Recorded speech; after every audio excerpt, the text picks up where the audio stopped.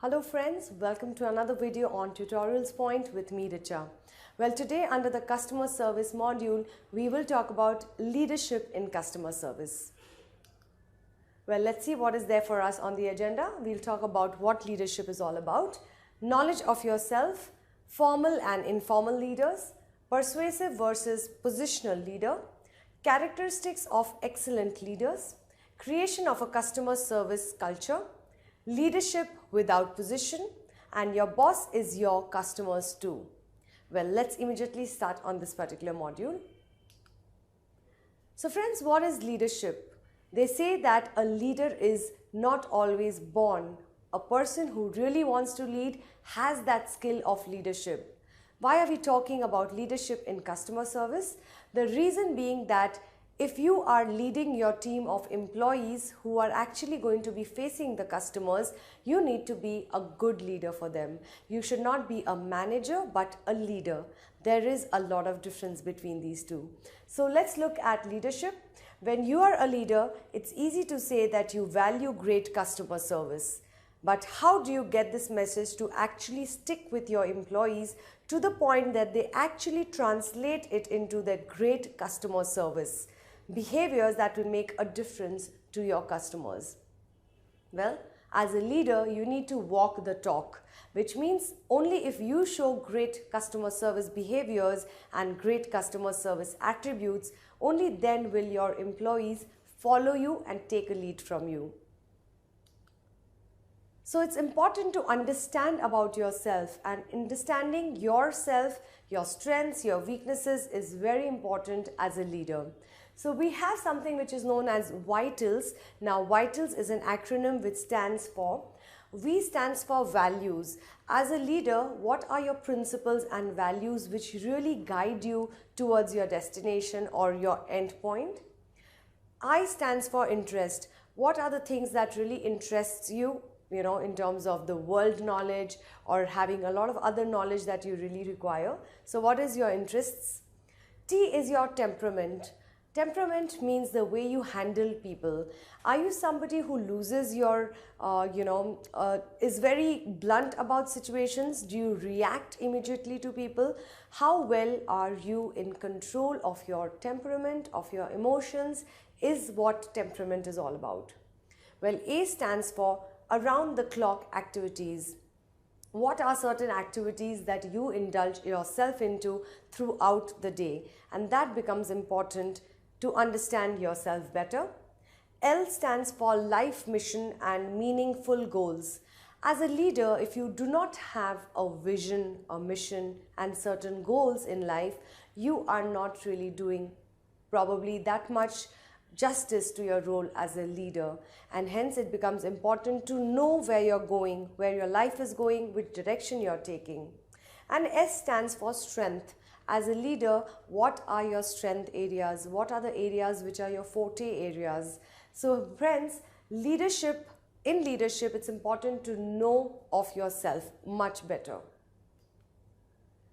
There are two kinds of leaders, formal and informal leaders. What is the basic difference between these two and which one is better? We'll now see. Well, formal leadership is where a person is officially designated as the leader of the group. He has been promoted or he has been given the title of a formal leadership. And that is rather what is formal leadership. It's the formal leader's job to organize the available resources, work out the logistics, motivate the team members in order to carry on their tasks to the best of their abilities. So as a leader, if you have been given a formal leadership position, you need to make sure that it's in your hands to really motivate your people, make sure that you're doing everything you can so as to take your people forward. That is on formal leadership. Well, informal leaders are basically the opposite of formal leaders. So an informal leader is not a person he's not got the official designation of a leader. He's not officially designated or appointed as the head of a group. The employees may look up to a colleague who they believe share their goals with them, their vision, and has some knowledge or experience which will help them to realize their goals. So a formal leader is given an official designation, but an informal leader has not been given a appointed or designated as a formal leader. It's just that people like them and people want to work with them. They really motivate and inspire them.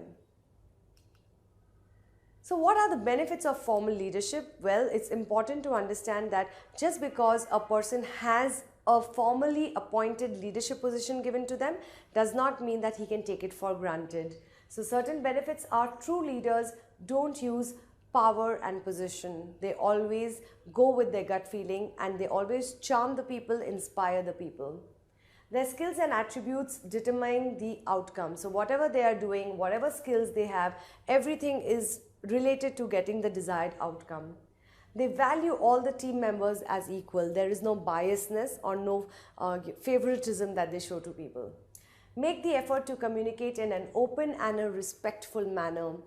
You will hardly ever find formal leaders, or rather people who make that kind of efforts and try to put people down.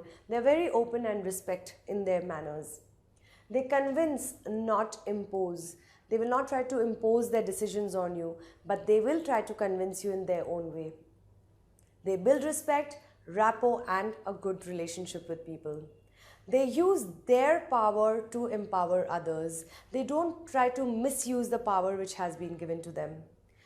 Well, for them, communication is being about open, honest, and comes from a place of some kind of a different thing that they want to do. So basically, what we are really saying is a leader has to believe in themselves.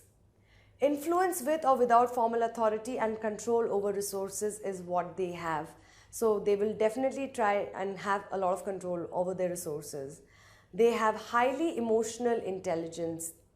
These kind of leaders, you will never see them lose their cool or lose their patience. They are in control of their emotions. They have better team cohesion, improves the organization and the outcomes. Well, with certain leaders like this, definitely the outcome is going to be great. Characteristics of excellent leaders. Well, if you are trying to give a great customer service, you need to ensure that a leader is a dealer in hope, and hence you have to be self-managing. You need to act strategically, being an effective communicator, being accountable and responsible, setting clear goals and persisting in achieving those goals, having a vision for the future, managing complexity, fostering creativity and innovation with your team members, trying to make them think out of the box, team building and promoting teamwork, creating lasting relationship. Well friends, these are all characteristics of an excellent leader who really want to foster a culture of customer service. If a leader does all of these 10 points, definitely the people will be encharged, really inspired and motivated to give a great customer service experience. Leadership without position. Well, Mr. Robin Sharma said it very beautifully that leadership is no longer about your position. It's now more about your passion for excellence and making a difference. You can even lead without a title. You do not need a position of formally being designated as a leader to really do the work. So that is very essential. Well friends, even your boss or your manager can also be your customer. We at times think customers are only external, but you can have your internal customer as your boss. So thank all the heads for their business and really mean that. Go out of your way to help out your heads. Try to impress your heads as if like you want a raise or a promotion. That is the way you should be really talking to them.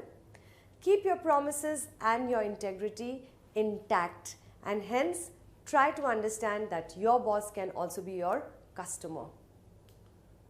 Well friends, that brings us to the end of this particular chapter on leadership in customer service. Well, to conclude, I would like to add, if this is an inverted pyramid, your customers really stand at the top of the pyramid. So they are your highest priority, followed by your frontline employees who are facing the customers, followed by your frontline leaders who's managing all the frontline employees, followed by the middle manager who is after the frontliners, And then your senior leader really comes towards the end of the pyramid.